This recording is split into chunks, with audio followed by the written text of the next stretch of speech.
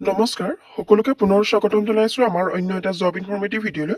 আজিৰ ভিডিঅ'টোত আপোনালোকৰ বাবে বহুত এটা ভাল খবৰ লৈ আহিছো, কাৰণ আপোনালোকৰ বাবে নিজৰ গাঁৱতে ইতিমধ্যে চাকৰি মুকলি হৈ গৈছে। আপোনালোকে এই ৰিক্ৰুটমেণ্টৰ বাবে নিজৰ গাঁৱতে জব লাভ কৰিব পাৰিব। এতিয়ালৈকে যদি আপোনালোকে এই ৰিক্ৰুটমেণ্টৰ বাবে এপ্লাই কৰা নাই, তেনেহ'লে আপোনালোকৰ বাবে মই এই ভিডিঅ'টোৰ যোগেদি ক'ব বিচাৰিছো যে আপোনালোকে 16 তাৰিখ পৰ্যন্ত ইয়াৰ বাবে এপ্লাই কৰি থাকিব পাৰিব। মানে ফেব্ৰুৱাৰী 16 তাৰিখলৈকে আপোনালোকে এই পদকেইটাৰ বাবে এপ্লাই কৰি ল'ব পাৰিব। ইয়াতে 28,000 প্লাছ আপোনালোকে ভেকেঞ্চি দেখিবলৈ পাব। খুবেই এটা ভাল অপৰচুনিটি যিহেতু আপোনালোকৰ বাবে আহি পৰিছে। গতিকে এই ভিডিঅ'টোৰ যোগেদি আপোনালোকক ক'ব বিচাৰিছো যে আপোনালোকে যিসকলে এতিয়াও এই ৰিক্ৰুটমেণ্টৰ বাবে এপ্লাইৰ বাবে বাদ পৰি ৰৈছে, সকলোৱে 16 তাৰিখৰ ভিতৰত নিশ্চয় এপ্লাই কৰি ল'ব পাৰিব। ইয়াতে আপোনালোকে ইণ্ডিয়া পোষ্ট GDS ৰিক্ৰুটমেণ্ট 2026ৰ পদসমূহ দেখিবলৈ পাব। কেনেধৰণৰ কোৱালিফিকেশ্যন লাগিব, এজ লিমিট কিমান হ'ব আৰু সিলেকশ্যন প্ৰচেছ কেনেধৰণৰ, সকলোখিনি ডিটেইলছ আমি ভিডিঅ'টোত আলোচনা কৰিছোঁ। গতিকে ভিডিঅ'টো শেষলৈকে চাই থাকক। আৰু যিসকলে আমাৰ চেনেলটোত প্ৰথমবাৰৰ বাবে ভিজিট কৰিছে, তেওঁলোকে চেনেলটো ছাবস্ক্ৰাইব কৰি ৰাখিব এনেধৰণৰ জব ইনফৰমেটিভ ভিডিঅ'সমূহৰ নটিফিকেশ্যন প্ৰতিদিনে লাভ কৰিবলৈ। আৰু আমাৰ হোৱাটছএপ চেনেলটোত আগতীয়াকৈ এই ইউটিউবৰ ভিডিঅ'সমূহ লাভ কৰিবলৈ চেনেলটোত জইন হৈ ল'বলৈ নাপাহৰিব। তেনেহ'লে আহক আমি এই ৰিক্ৰুটমেণ্টৰ বিষয়ে এটা অভাৰভিউ চাই লওঁ। ইণ্ডিয়া পোষ্ট ৰিক্ৰুটমেণ্ট GDS 2026, ইয়াতে আপোনালোকে 28,000 প্লাছ ভেকেঞ্চি দেখিবলৈ পাব। গ্ৰামীণ ডাক সেৱকৰ লগতে আপোনালোকে BPM ABPM সকলোখিনি পদ ইয়াতে দেখিবলৈ পাব। ইয়াতে ইণ্ডিয়া পোষ্ট আৰু লাষ্ট ডেট দিয়া হৈছে 16/2/2026। আপোনালোকে ফেব্ৰুৱাৰীৰ 16 তাৰিখ পৰ্যন্ত ইয়াতে এপ্লাই কৰি দিব পাৰিব।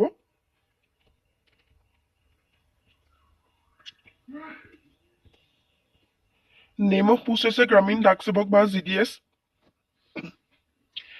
কেটেগৰী অফ পোষ্ট দিয়া হৈছে, পোষ্টসমূহৰ কেটেগৰী ইয়াতে দিয়া হৈছে ব্ৰাঞ্চ পোষ্ট মাষ্টাৰ বা BPM, assistant branch post master বা ABPM, আৰু ডাক সেৱকৰ আপোনালোকৰ ইয়াতে পদ দেখিবলৈ পাব।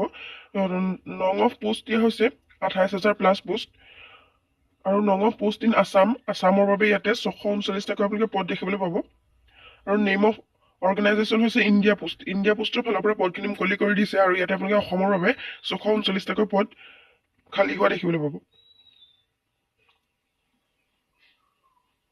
আপোনালোকৰ ইয়াতে BPMৰ বাবে চেলাৰীটো দিয়া হৈছে 12,000ৰ পৰা আপোনালোকে 29,380লৈকে চেলাৰী লাভ কৰিব পাৰিব পাৰ মান্থ। আৰু ABPM আৰু ডাক সেৱকৰ বাবে 10,000ৰ পৰা 24,470লৈকে আপোনালোকে ইয়াতে পাৰ মান্থ চেলাৰী লাভ কৰিব পাৰিব।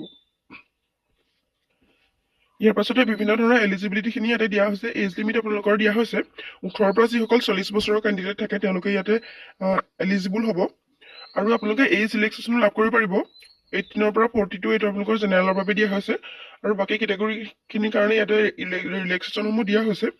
ST STৰ বাবে 5 বছৰ ৰিলেক্সেশ্যন, OBCৰ বাবে 3 বছৰ, PWBDৰ বাবে যিখিনি আনৰিজাৰ্ভ আছে তেওঁলোকৰ বাবে 10 years, আৰু PWBD OBCৰ বাবে 13 years, PWBD SC STৰ বাবে 15 years পৰ্যন্ত ইয়াতে ৰিলেক্সেশ্যন লাভ কৰিব পাৰিব। আৰু অতিকৈ গুৰুত্বপূৰ্ণ ইয়াতে এডুকেশ্যনেল কোৱালিফিকেশ্যনটোৰ কথা কোৱা হৈছে। আপোনালোকে মিনিমাম 10 পাছ কৰিলে ইয়াতে এপ্লাই কৰিব পাৰিব। যিসকলে ইতিমধ্যে 10 পাছ কৰিছে তেওঁলোক ইয়াতে এলিজিবল হ'ব, তেওঁলোকে ইয়াতে এপ্লাই কৰিব পাৰিব। আৰু লোকেল লেংগুৱেজ প্ৰফিচিয়েঞ্চি দিয়া হৈছে। আপোনালোকে যিটো লোকেল লেংগুৱেজ হয় সেই লেংগুৱেজটো আপোনালোকৰ 10th ষ্টেণ্ডাৰ্ড যিটো পঢ়িছিলে তাতে আপোনালোকৰ সেই ছাবজেক্টটো থাকিব লাগিব। আপোনালোকে সেই লেংগুৱেজটোৰ ওপৰত আপোনালোকৰ নলেজ থাকিব লাগিব, তেতিয়াহে আপোনালোকে ইয়াৰ বাবে এলিজিবল হ'ব। আৰু বিভিন্ন ধৰণৰ ক্ৰাইটেৰিয়াখিনি দিয়া হৈছে। নলেজ অফ কম্পিউটাৰ, আপোনালোকৰ কম্পিউটাৰ নলেজ থাকিব লাগিব, আৰু আপোনালোকৰ চাইক্লিঙৰ নলেজ থাকিব লাগিব। এনেধৰণৰ আপোনালোকৰ এলিজিবিলিটি বিচাৰিছে। আৰু এপ্লিকেশ্যন ফিজৰ কথা ইয়াত দিয়া হৈছে। UR আৰু OBCৰ বাবে 100কৈ এপ্লিকেশ্যন ফিজ ৰখা হৈছে, মানে 100 টকাকৈ আপোনালোকে এপ্লিকেশ্যন ফিজ দিব লাগিব। আৰু বাকী কেটেগৰীৰ বাবে SC ST আৰু ফিমেল, PWBD আৰু ট্ৰান্স ওমেন তেওঁলোকৰ বাবে কোনো ধৰণৰ ইয়াতে এপ্লিকেশ্যন ফিজ নাই। আৰু পে'মেণ্ট মোডটো ইয়াতে অনলাইনে থাকিব, আপোনালোকে অনলাইন মাধ্যমেৰে পে'মেণ্ট কৰিব লাগিব। আৰু how to apply for India post recruitment 2026 দিয়া হৈছে। ইয়াতে আপোনালোকে যিটো ইণ্ডিয়া পোষ্টৰ অফিচিয়েল ৱেবছাইট আছে তাতে গৈ আপোনালোকে এপ্লাই কৰিব পাৰিব। আপোনালোকৰ যিখিনি ৰিকুৱাৰ্ড ডকুমেণ্টছ লাগে সেইখিনি আপোনালোকে তাতে আপলোড কৰি তেনেকৈ আপোনালোকে যেতিয়া ফৰ্মখন ফিল আপ কৰি ছাবমিট কৰিব তেতিয়া আপোনালোকৰ অনলাইন এপ্লিকেশ্যন কমপ্লিট হৈ যাব। এনেদৰে আপোনালোকে এপ্লাই কৰিব পাৰিব। আৰু starting date of one time registration দিয়া হৈছে 31 জানুৱাৰী 2026, আৰু last date of one time registration এইটো 14 ফেব্ৰুৱাৰী 2026।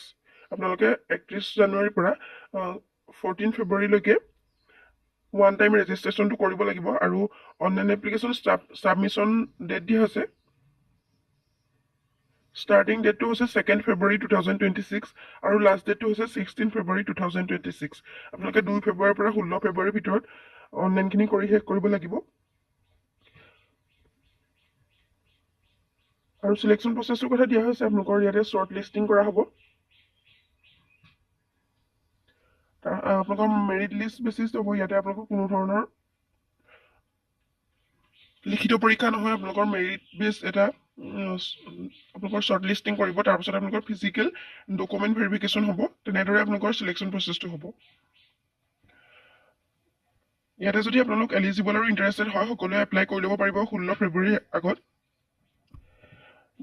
আজিৰ ভিডিঅ'টোত আপোনালোকক ইমানখিনি ডিটেইলছ দিবলৈ চেষ্টা কৰিলোঁ যদি ভিডিঅ'টো ভাল লাগে এটা লাইক কৰিবলৈ নাপাহৰিব আৰু আমাৰ চেনেলটোত প্ৰথমবাৰৰ বাবে অহাসকলে চেনেলটো ছাবস্ক্ৰাইব কৰি ৰাখিব এনেধৰণৰ ইনফৰ্মেটিভ ভিডিঅ'সমূহৰ নটিফিকেশ্যন প্ৰতিদিনে লাভ কৰিবলৈ আৰু হোৱাটছএপ চেনেলটোত সকলোৱে জইন হৈ ল'বলৈ নাপাহৰিব আপোনালোকৰ বন্ধুবৰ্গৰ মাজতো যদি এই ভিডিঅ'টো বা নটিফিকেশ্যনটো এতিয়ালৈকে লাভ কৰা নাই তেওঁলোকলৈ এই ভিডিঅ'টো শ্বেয়াৰ কৰি দিবলৈ নাপাহৰিব তেওঁলোকেও যাতে 16 ফেব্ৰুৱাৰীৰ আগত এই ইণ্ডিয়া পোষ্ট ৰিক্ৰুইটমেণ্ট 2026ৰ বাবে এপ্লাই কৰি ল'ব পাৰে ইয়াত যিহেতু মিনিমাম কোৱালিফিকেশ্যন 10 পাছ বিচাৰিছে আপোনালোকে মিনিমাম 10 পাছৰ পৰা ইয়াতে এপ্লাই কৰি ল'ব পাৰিব সকলোৰে বাবে খুবেই এটা ভাল অপৰচুনিটি আপোনালোকৰ বাবে মুকলি হৈছে যিহেতু 28,000 প্লাছ ইয়াতে ভেকেঞ্চি আপোনালোকে দেখিবলৈ পাব অল ইণ্ডিয়াৰ সকলোৱে ইয়াতে এপ্লাই কৰি ল'ব পাৰিব আপোনালোকে 16 ফেব্ৰুৱাৰীৰ আগত এপ্লাই কৰি ল'বলৈ একেবাৰে নাপাহৰিব ভিডিঅ'টো ভাল লাগিলে এটা লাইক কৰিবলৈ নাপাহৰিব ভিডিঅ'টো ইমানেই আছিলে ভিডিঅ'টো শেষৰলৈকে চাই থকাৰ বাবে বহুত বহুত ধন্যবাদ